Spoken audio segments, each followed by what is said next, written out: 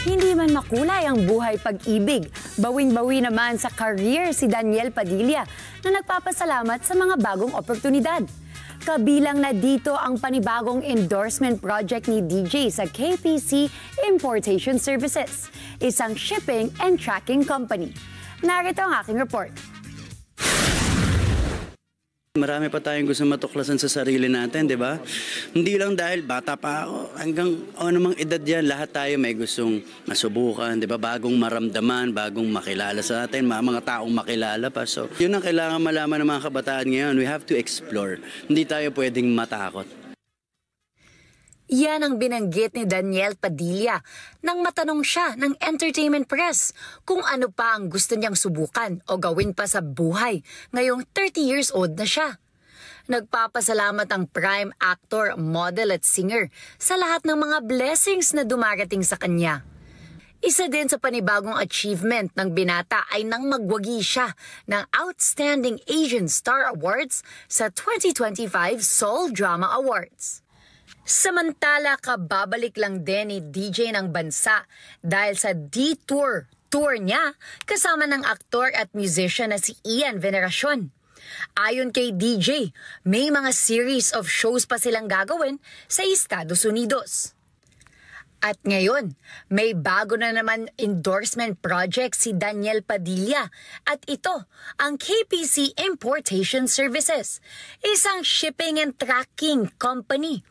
Isa pa sa pinakamalaking milestone ng KPC ay pagsasama-sama natin na sa isang taong humubog ng sarili niyang tagumpay.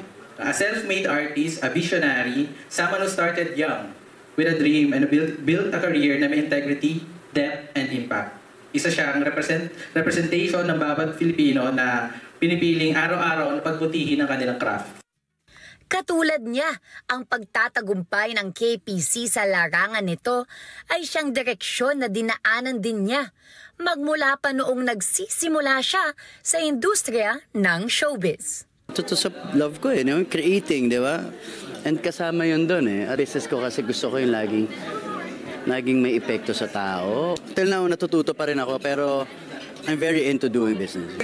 From abroad, talagang doon kayo mas madaming matututunan. And we are very blessed that we become a way for all the Filipino people and entrepreneurs na nakakapagdala ng knowledge from abroad dito sa Philippines. Dahil dito maaasahan umano ang mas pinalakas na importation community na handang gumabay sa bawat importer sa kanilang pag-asenso.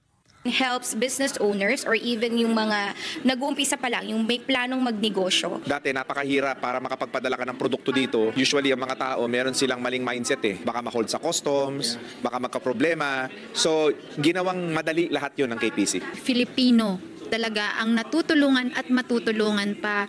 Dahil sa panahon ngayon, kitang-kita naman natin sa social media pa lang, ang daming mga produkto na lumalabas at tuloy-tuloy. Dahil din sa malaking tulong ng KPC na mas mapadali.